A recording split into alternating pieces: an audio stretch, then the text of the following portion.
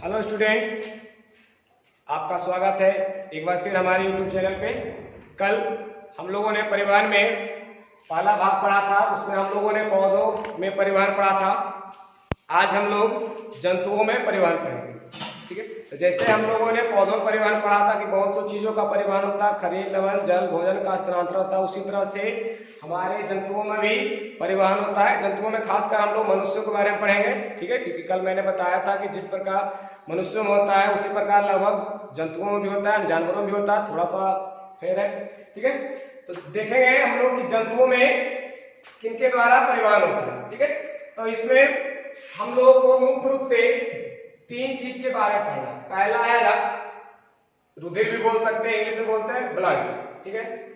अब ये जो है हमारे शरीर में परिवहन का कार्य करता है, ठीक है।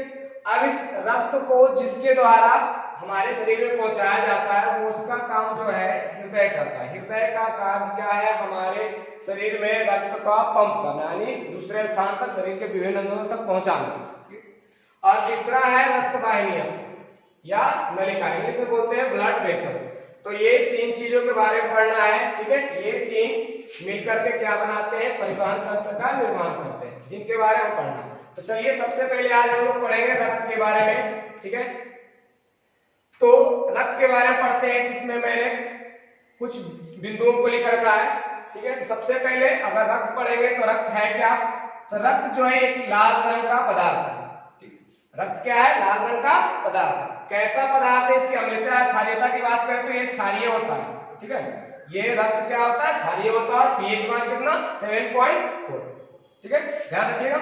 और रक्त जो होता है इसे तरल संयोजी उत्तक भी कहते हैं। रक्त को तरल संयोजी उत्तक भी कहते हैं। इसलिए कहते हैं कि जब रक्त हमारे धमनियों में प्रवाहित होती है तो यह सभी उत्तकों को एक साथ संयोजित करता है, इसलिए सब लोग क्या कहते हैं? तरल संयोजी उत्तक कहते हैं, ठीक है। तो ये रक्त के तीन बिंदुओं को मैंने लिख रखा था, एक बार फिर से नोट कर लीजिएगा। रक्त क्या होता है? लाल रंग का पदार्थ है, क्षारीय प्रकृति का होता है, पीएच मान कितना? 7.4। और कैसा होता है? तो इसे तरल संयोजी उत्तक भी कहते हैं। क्वेश्चन भी आता है एग्जाम में कि रक्त को तरल संयोजी उत्तक क्यों कहा जाता है, तो ध्यान रखिएगा। हम लोग बोल सकते हैं कि रक्त जब हमारी नलिकाओं में प्रवाहित होता है तो यह हमारे सभी उत्तकों को क्या करता है? संयोजित करता है, इसलिए इसे तरल संयोजी उत्तक भी कहते हैं। अब हम लोग देखेंगे रक्त के अवयव। तो रक्त में दो प्रकार के अवयव होते हैं, एक तरल भाग होता है, ठीक है, और एक ठोस भाग होता है, ठीक है। तरल भाग में प्लाविका, जिसे हम लोग इंग्लिश में प्लाज्मा कहते हैं, ठीक है। ये ज्यादा नाम फेमस है, हिंदी नाम प्लाविका है, ये बहुत कम लोग जानते होंगे, ठीक है। इंग्लिश में ज्यादातर प्लाज्मा फेमस है। ये जो होता है पूरे रक्त का 55% होता है, ये तरल भाग है प्लाज्मा, ठीक है।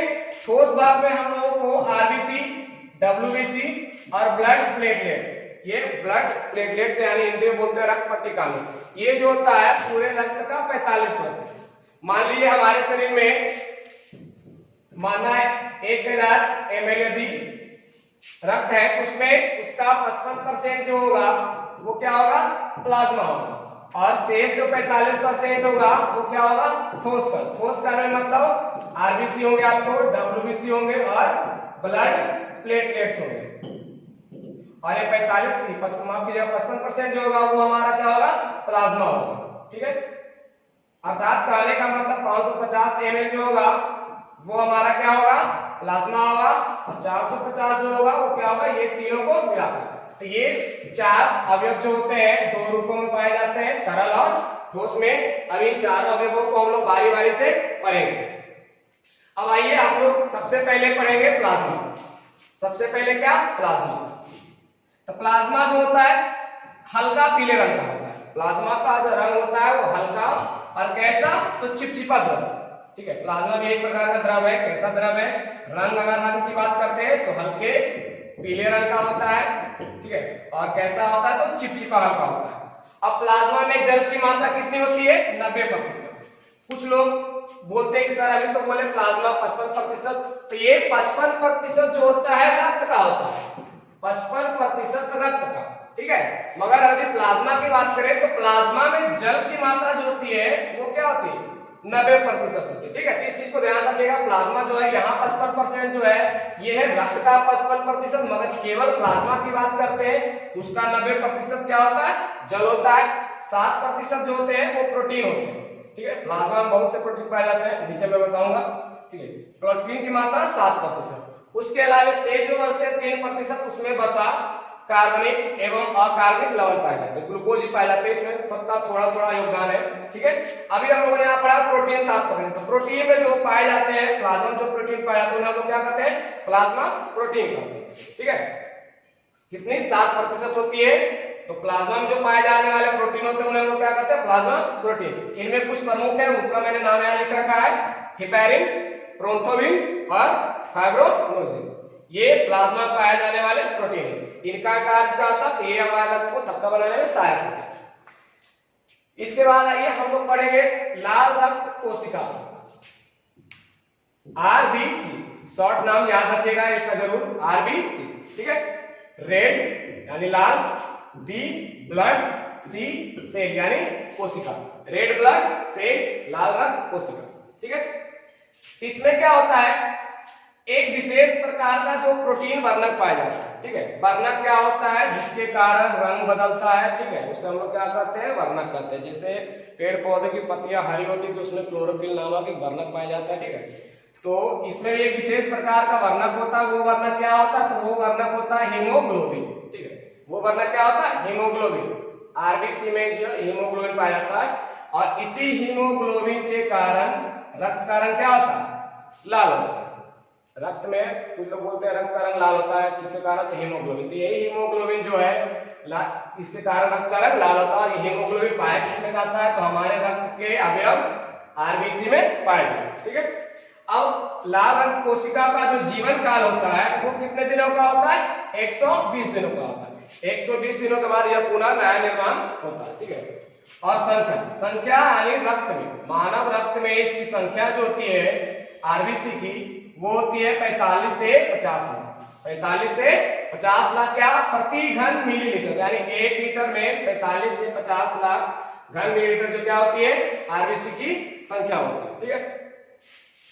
और इसका कार्य क्या किए है, ऑक्सीजन का वाहक। जैसे हमारे शरीर में ऑक्सीजन, हम लोग जब श्वसन क्रिया करते हैं तो ऑक्सीजन का ग्रहण करते हैं, तो उसकी जरूरत हमारे पूरे शरीर को होती है, तो उसको जो पहुंचाने का कार्य करता है वो क्या करता है, हीमोग्लोबिन करता है। ऐसे हम लोग मुख्य रूप से जानते हैं कि रक्त के द्वारा हमारे शरीर में होता है। तो रक्त में ऐसा क्या है, तो हीमोग्लोबिन है, जिसके द्वारा ये O2 का वाहक होता है। हीमोग्लोबिन कहाँ पाया जाता है, तो आरबीसी में, ठीक है। इसलिए हीमोग्लोबिन को ऑक्सीजन का वाहक भी कहा जाता है, रिलेटेड है। अब हीमोग्लोबिन आरबीसी से पाया जाता है, इसलिए इसका भी इसमें जिक्र हो जाएगा, ठीक है। और एक सबसे इंपॉर्टेंट की बात कि मनुष्य के रक्त में हीमोग्लोबिन जब होता है तो उसमें केंद्रक नहीं पाया जाता। मनुष्य के रक्त के हीमोग्लोबिन में केंद्रक नहीं पाया जाता। अब यहाँ पे मैं नोट में दो चीजों पे लिख रखा है, ठीक है। सबसे पहला कि एक हीमोग्लोबिन, ठीक है, एक एचबी यहाँ लिखा है, एचबी मतलब हीमोग्लोबिन समझिएगा। एक हीमोग्लोबिन के ऊपर जो है O2 का 4 अणु, ठीक है। O2 यानी ऑक्सीजन के 4 अणु कार्य करते हैं, कितने, एक हीमोग्लोबिन पे, ठीक है। उसके बाद 100 ml रक्त। यदि किसी मनुष्य में 100 ml रक्त की बात करते हैं, ऐसे लगभग हम लोग जानते हैं कि 5 लीटर रक्त होता है, ठीक है।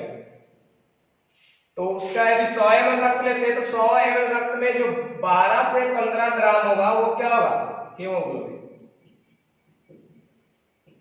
कहने का मतलब कि मनुष्य के 100 ml रक्त में हीमोग्लोबिन की जो मात्रा होती है कितनी होती है, 12 से 15 ग्राम होती है, ठीक है। अब इसके बाद हम लोग को पढ़ना है WBC और ब्लड प्लेटलेट्स। तब तक के लिए आप लोग इसको नोट कर लिए, स्क्रीनशॉट लेकर रख लिए, इसके बाद हम आगे बढ़ते हैं। चलिए अब हम लोग आगे श्वेत रक्त कोशिका के बारे में पढ़ेंगे। आरबीसी के बारे में पढ़े, अब प्लाज्मा के बारे में पढ़े, अब श्वेत रक्त कोशिका, ठीक है। शॉर्ट नेम इसका है WBC, ठीक है। W मतलब व्हाइट मतलब श्वेत, B ब्लड यानी रक्त, C सेल यानी कोशिका, ठीक है। यानी श्वेत रक्त कोशिका शॉर्ट नेम ज्यादा प्रचलित है, जैसे व्हाइट ब्लड सेल होता है, शॉर्ट नेम WBC याद रखिएगा, ज्यादा प्रचलित है, ठीक है। इसके बारे में पढ़ते हैं। तो इसमें जो होता है, जैसे आरबीसी में पढ़ते हैं कि हीमोग्लोबिन नामक एक वर्णक होता है, जिसमें कोई भी वर्णक नहीं पाया जाता, जिसके कारण क्या होता है, रंगहीन। अब जिसमें कोई रंग नहीं होता है अर्थात वो क्या होगा, सफेद होगा। अर्थात कहने का मतलब इसका जो रंग होता है सफेद होता है, इसलिए इसे श्वेत रक्त कोशिका भी कहते हैं। इसका जो जीवन काल होता है, यानी WBC का जो जीवन काल होता है वो मात्र 3 से 4 दिनों का होता है। आरबीसी में हम लोग पढ़े तो जैसे उस प्रकार का जीवन काल था उसका 120 दिनों का, उसी प्रकार से इसका भी जीवन काल होता 3 से 4 दिनों का। 3 से 4 दिनों बाद यह पुनः नए निर्माण होते रहता, नष्ट होता रहता, निर्माण होता रहता है। इसकी संख्या जो होती है मानव रक्त में वो 5 से 7,000 प्रति घन मिलीलीटर होती है। ठीक है, ये अधिक हमारे शरीर में बढ़ता है घटता है तो हमारे शरीर को क्या होता है, नुकसान होता है, यानी बहुत सी बीमारी होती है। ठीक है, और इसका जो प्रमुख कार्य है वो क्या है, यह जो है बीमारियों से लड़ता है, यह बीमारियों से लड़ने का कार्य करता है। ठीक है, जैसे हम लोग यदि किसी मनुष्य में चर्म रोग की समस्या होती है तो वो WBC के बढ़ जाने का होती है, WBC की संख्या बढ़ जाएगी। ठीक है, तो उस इंसान को चर्म रोग की समस्या उत्पन्न होती है। ठीक है, इसके बाद एक और अवयव था लास्ट जो था वो क्या है, रक्त पट्टिका अणु। ठीक है, रक्त पट्टिका अणु इंग्लिश में बोलते हैं ब्लड प्लेटलेट्स। इसके और भी नाम है बिंबाणु और थ्रोम्बोसाइट। ठीक है, रक्त पट्टिका अणु को ब्लड प्लेटलेट्स कहा जाता है इंग्लिश में, उसके अलावा भी दो नाम है बिंबाणु और थ्रोम्बोसाइट भी से कहते हैं। इसकी जो संख्या होती है हमारे मानव रक्त में वो होती है 1.5 से 3 लाख। ठीक है, 1.5 लिखा हुआ है, मतलब 1.5 से 3 लाख प्रति घन मिलीलीटर जो होती है इसकी संख्या होती है हमारे रक्त में। और यह जो है हमारे रक्त को थक्का बनाने में क्या होता है, सहायक है। जैसे किसी भी कारण से भी हमारे शरीर का कोई भाग कट जाता है तो यदि कुछ देर दाबने रहने के बाद वहां पर दवाएं रखते हैं तो वो इससे क्या होता है, खून रुक जाता है। कारण वो वहां कारक जो क्या होता है, थक्का जमता है। उसका कारण क्या है, तो वो है क्या, रक्त पट्टिका अणु। ठीक है, अभी तक हम लोगों ने रक्त के 4 अवयवों के बारे में पढ़ लिया। ठीक है, अब इसके बाद हम लोगों ने इससे पहले थोड़ा ध्यान दिया कि रक्त हम लोग पढ़े, इसके बाद हार्ट पढ़ा। तो आप लोगों को हार्ट ना पढ़ा करके, क्योंकि हार्ट एक बड़ा चैप्टर है, उसमें फिगर भी समझाना है, एक्सप्लेन करना है, तो हार्ट ना पढ़ा करके उसके बाद हम लोग आपको रक्त कोशिकाओं को पढ़ाते हैं। ठीक है, ताकि आप लोग को समझ में आ जाए, और जब हम हार्ट का फिगर पढ़ाएंगे तो आपको समझने में आसानी होगी। ठीक है, तो आगे चलिए आगे हम लोग देखते हैं हृदय। फिलहाल मैं अभी आपको नहीं बता रहा हूँ क्योंकि हृदय जब हम लोग पढ़ेंगे तो उसके फिगर के साथ साथ उसकी क्रिया विधि है। ठीक है, तो उसमें बहुत सारा पढ़ना है तो समय ज्यादा लगेगा। ठीक है, मैं आज का वीडियो थोड़ा छोटा रखूंगा। तो हृदय से पहले हम लोग रक्त वाहिनियां नलिकाओं के बारे में जान लेते हैं। ठीक है, रक्त वाहिनियां नलिका यानी वह नली जिसके द्वारा रक्त क्या होती है, प्रवाहित होती है। ठीक है, तो उसके बारे में तो हमारे जो रक्त जो वाहिनियां नलिका है वो 3 प्रकार की होती है लगभग।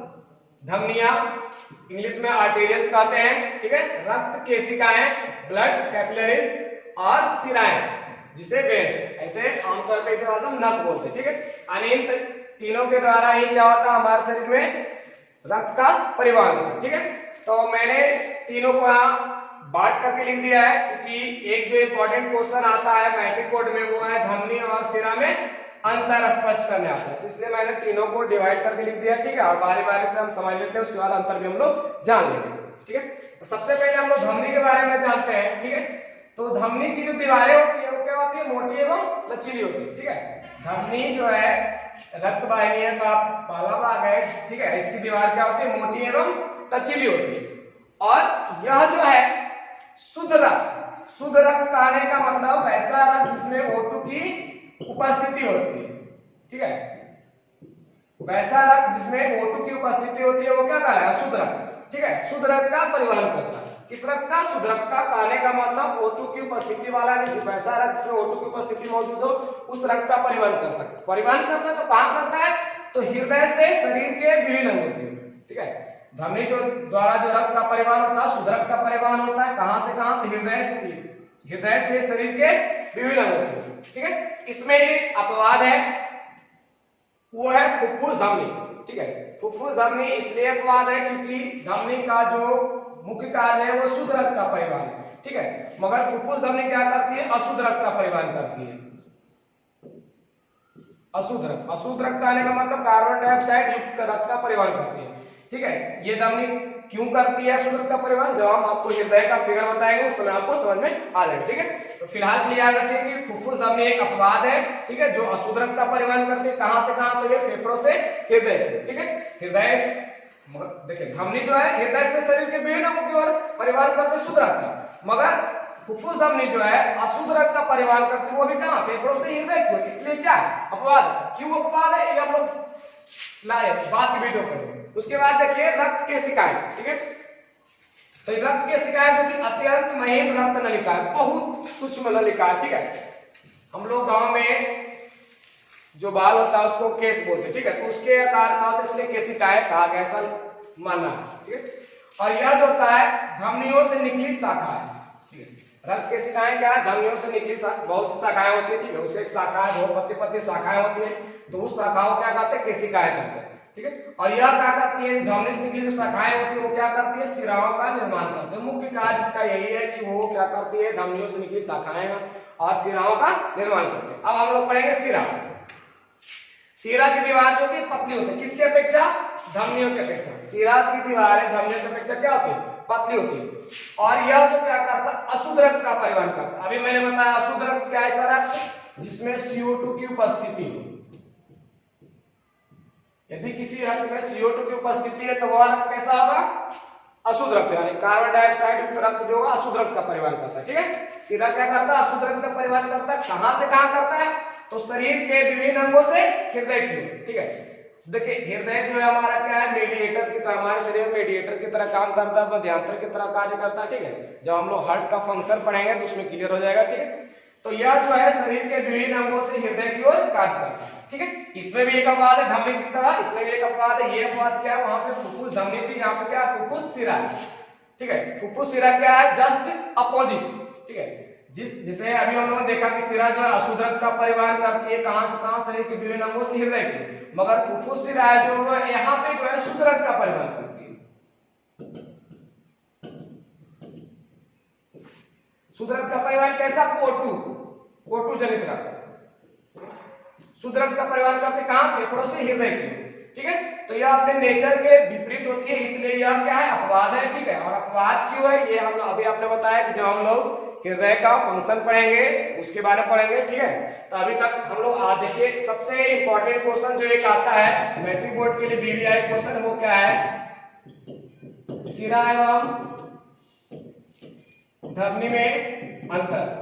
इसको जरूर नोट कीजिएगा, ये मैट्रिक बोर्ड के हिसाब से बहुत इंपॉर्टेंट क्वेश्चन है, ठीक है। तो एक बार मैं बता दे रहा हूँ, शिरा और धमनी में अंतर या धमनी शिरा में अंतर जो भी है आगे पीछे होता है, ठीक है। तो अंतर अगर हम लोग को लिखना रहेगा तो क्या लिखेंगे, सबसे पहले अंतर हो जाएगा कि धमनी की दीवार जो क्या होती है, मोटी एवं लचीली होती है, जबकि शिरा की दीवारें क्या होती है, पतली होती है। किसकी अपेक्षा, धमनियों की अपेक्षा शिरा की दीवारें पतली होती है। पहला अंतर।